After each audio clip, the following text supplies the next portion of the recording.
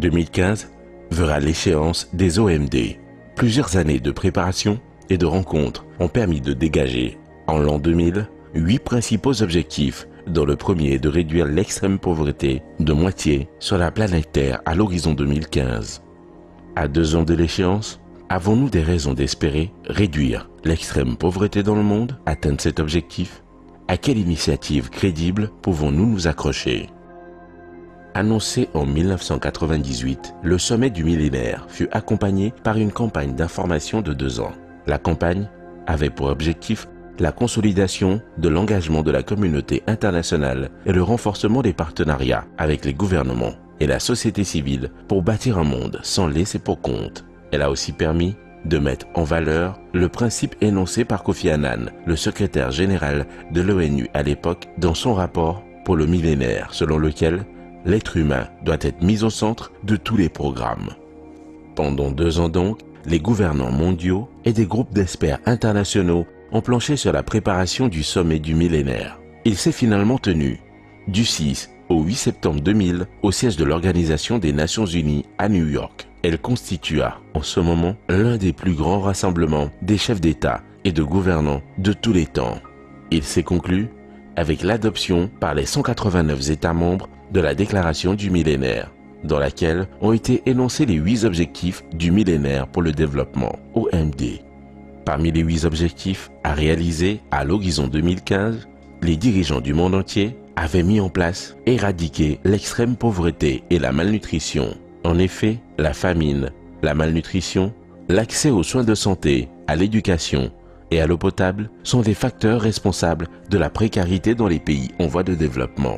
13 ans après cet engagement, tout le monde, y compris le secrétaire général des Nations Unies, Ban Ki-moon, reste dubitatif quant à l'atteinte réelle de ces objectifs.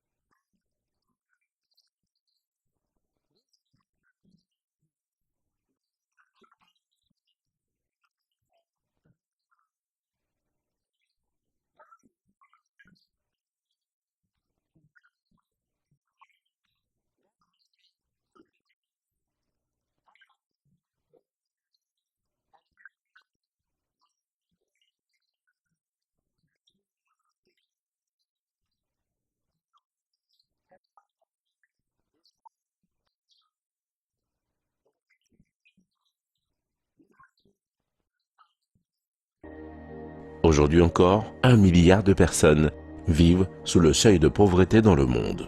Cependant, le doute perceptible à l'échéance 2015, loin d'être synonyme d'échec des dirigeants et gouvernants au devant de la scène mondiale, pourra à l'horizon 2015 être non seulement un échec, mais aussi une insulte au savoir universel dont nous sommes tous porteurs.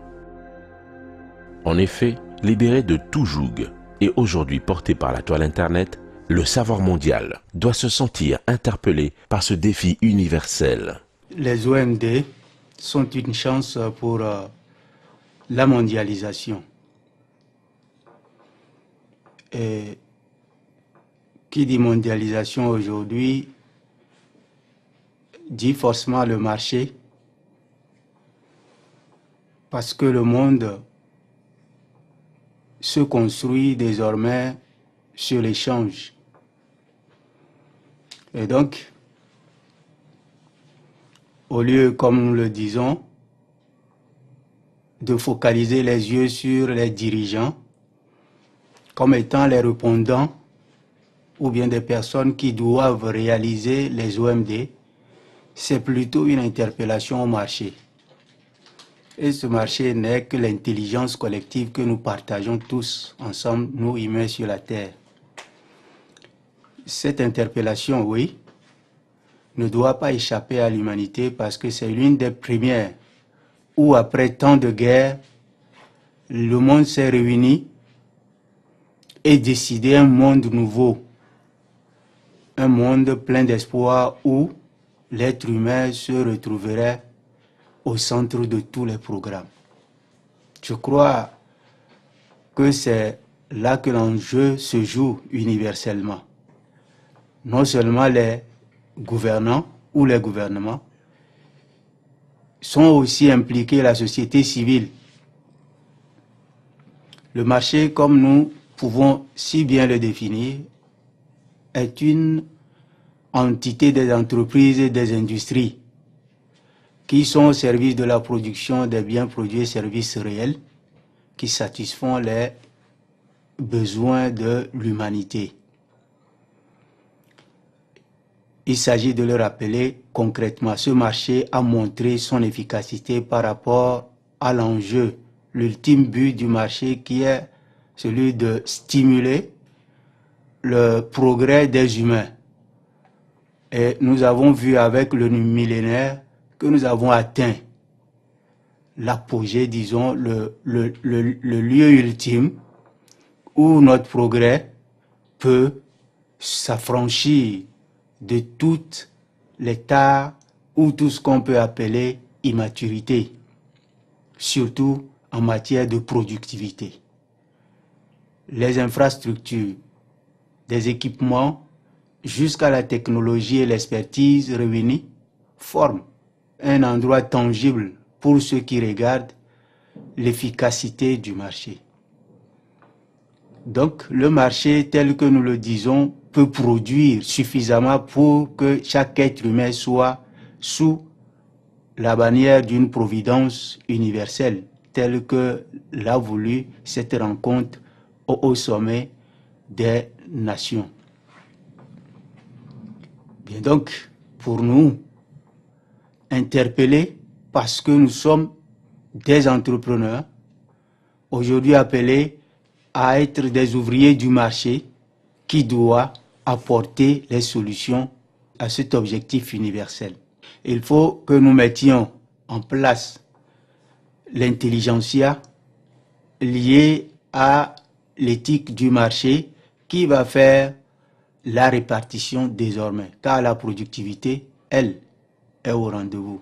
L'intelligentsia mise au service du marché fut le protocole que nous avons appelé le marché de crédit en nature pérenne.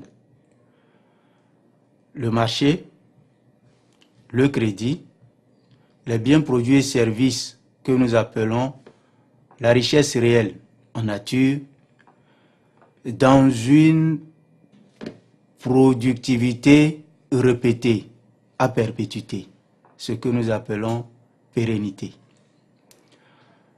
Oui, le crédit est la base de tout développement. Et ça, nous devons le rappeler. Et le cœur du crédit, c'est la solvabilité. Sans qu'on ne rende des personnes solvables, qu'elles soient entreprises ou industries ou personnes physiques des ménages, le marché buterait sur tous ces problèmes qui posent les bases de toutes les crises. Donc, qui dit marché de crédit, dit science de solvabilité. Le MCNP a donc pour mérite d'être le premier protocole de marché universel permettant l'ouverture d'un compte marchand CM à chaque être humain sans exclusion aucune. Le compte marchand est le premier du genre qui constitue le compte producteur des ressources d'investissement pour tout investisseur. Des ressources de salaire pour tout salarié et des ressources de revenus pour le commun des humains sur la Terre sont laissés pour compte, répondant aux principes directeurs susmentionnés. L'ère des richesses immatérielles, de l'information, de la communication et donc du savoir partagé a désormais l'outil MCNP pour concilier efficacité de notre marché libéral et justice sociale. Par le savoir humain, haute technologie de production et haute technologie de la répartition, essentiellement marchands, les trois produits du MCNP, à savoir investissement, salaire et revenus, sont des marchandises à acquérir grâce au capital espèce numéraire, monnaie de banque fiduciaire qui ne se confond pas aux trois produits marchandises du MCNP. Ce capital, monnaie de banque déboursée, pour acquérir ces trois marchandises sur le MCNP, forme le Fonds de garantie du financement en nature, FGFN, gage de toute solvabilité pérenne du marché, assuré par les partenaires bancaires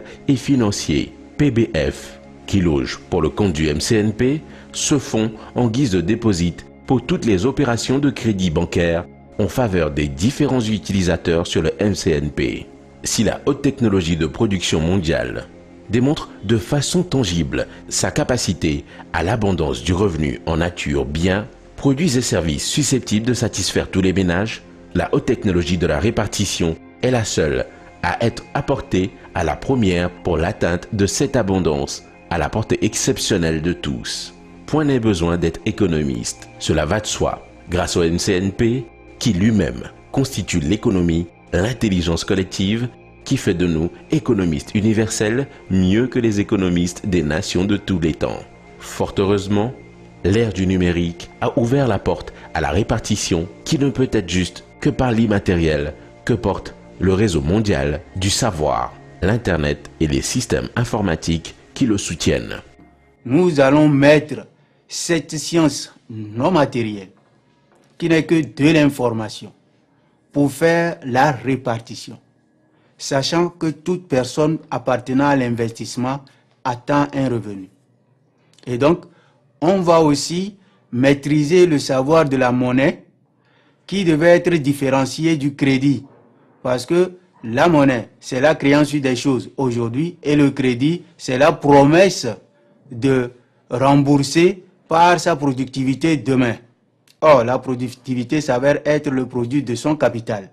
Et forcément, nous devons le savoir, tout le monde peut appartenir à ce genre de travail.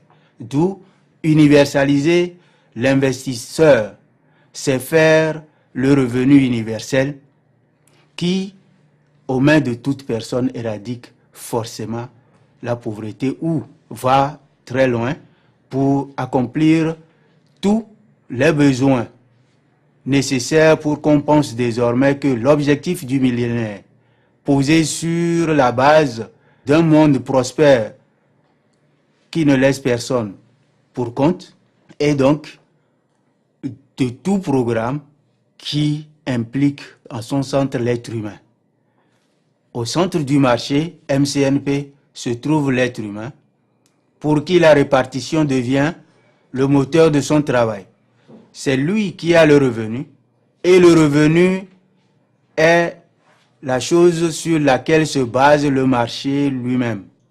C'est-à-dire qu'un marché sans pouvoir d'achat est un marché mort d'avance. Donc la demande créée par le revenu à la base crée toutes les propensions à l'investissement qui aujourd'hui technologiquement prouve qu'il est en train d'abandonner le travail humain. C'est-à-dire que l'automation, la technologie, l'informatique et tout ce qui va avec pousse l'être humain à se libérer des travaux fastidieux. D'où nous devons compter sur ce revenu après tout, sinon le répartisseur qui devait faire que la demande soit au rendez-vous de la productivité va manquer. Nous avons vu la clé, l'investisseur doit être universel, au prorata de sa mise dans un capital commun, et ce capital commun est automatiquement connu de notre plateforme MCNP pour que le crédit soit à la disposition en tant que ressource répartie pour les revenus. Simple écriture qu'il faudrait mettre dans les comptes marchands qui sont des comptes qui, aujourd'hui, logent le compte de salaire, le compte d'investissement et le compte de revenus. La monnaie numérique, le marché numérique, la finance numérique sont entre autres la science de la répartition équitable qui gère de façon absolue la solvabilité de tout acteur universel du marché que nous sommes appelés à être sur la toile. La solvabilité n'est donc pas une question matérielle, mais une question numérique. C'est un revenu périodique garanti, numérique, renouvelable, de façon pérenne, par simple jeu d'écriture pour créditer les comptes marchands accessibles à chaque être humain. Le cœur de la réalité du revenu pour chaque être humain est la construction forte de sa solvabilité. Eh bien, lorsque le revenu est garanti et est renouvelable de façon pérenne, il est évident que la personne et chaque personne qui le détient est solvable. Voilà le cœur de la réalité du marché. Lorsque le marché a un pouvoir d'achat solvable, le crédit dont il jouit est soldé. Donc c'est l'homme solvable qui fait une économie solvable, quelle qu'elle soit. Ici, la solvabilité ne devait pas être lue en termes de nous avons la monnaie en argent, nous avons la monnaie en or ou nous avons la monnaie en papier. Ce n'est qu'une simple question de répartition de la richesse capable d'être produite dans un court, moyen et long terme par les entreprises et industries. Les biens sont faits pour leur renouvellement perpétuel. Dès que nous mettons le rembourseur ou bien la solvabilité sur ce qui est renouvelable, c'est que nous maîtrisons la productivité à court, moyen et long terme à la disposition de chaque être humain auquel le revenu est destiné. Revenu numérique, investissement, marché numérique et salaire numérique sont donc les trois clés portées par les comptes marchands du marché de crédit en nature pérenne à la disposition des porteurs du savoir que nous sommes tous sur la toile pour éviter l'insulte que constituerait notre échec face aux OMD et relever le défi universel, répondant ainsi aux œuvres des hommes civilisés. Face à cela, et loin de penser la désuétude du système bancaire et financier, le compte marchand du MCNP lui apporte sans faille la possibilité de coupler à celui-ci un compte bancaire pour cause de prêt bancaire garanti par la solvabilité du revenu périodique garanti que génère chaque être humain, le compte marchand. Ainsi, il sera au slogan de chaque dirigeant que nous sommes. Chaque être humain, un compte bancaire couplé à son compte marchand pour la bancarisation universelle sans laisser pour compte. Le marché des biens produits et services se lie fortement au marché financier, bancaire, pour avoir le vrai nerf de la science de répartition au service de cette mission que nous donnons universellement aux entreprises et aux industries. Donc demain, ou aujourd'hui déjà naissant, est le jour des entreprises et des industries qui ont désormais le MCNP pour leur investissement, qui est la ressource allouée à leur compte d'investissement dans le compte marchand, qui peuvent donner de l'emploi ou bien permettre que l'être humain exprime amplement son emploi, quel qu'il soit, par l'attente d'un salaire qui va devenir pour lui l'objet de développement aussi longtemps que son travail peut le lui permettre. De l'autre côté, le revenu, qui doit être la culture universelle pour tout investisseur que représente désormais chaque être humain pour lequel nous avons tous pris l'engagement. Le prêt, Le crédit, le levier économique fondamental à tout progrès, jadis miné par l'insolvabilité, trouvera à son service le savoir numérique universel maîtrisé sur la toile Internet pour bouter à jamais l'endettement de toutes les nations. L'appel est donc expressément lancé à l'endroit de l'élite humaine universelle pour amorcer l'ère nouvelle de l'économie universelle de l'investissement pour le revenu périodique garanti pour tous, loin de toute rareté d'emploi, salaire. Ceci pour concilier l'efficacité économique et la justice sociale pour le marché dans le nouveau capitalisme essentiellement vertueux. En définitive, le modèle de l'économie universelle de l'investissement pour le revenu périodique garanti par son système MCNP s'offre de façon pragmatique et concrète comme un outil crédible, susceptible de réaliser efficacement la réduction de la pauvreté, voire son éradication pure et simple. Ainsi, la volonté universelle manifestée dans les 8 objectifs du millénaire pour le développement et le principe directeur qui l'accompagne trouvent leur réponse adéquate dans le progiciel MCNP, mis sur Internet à la disposition de la communauté universelle.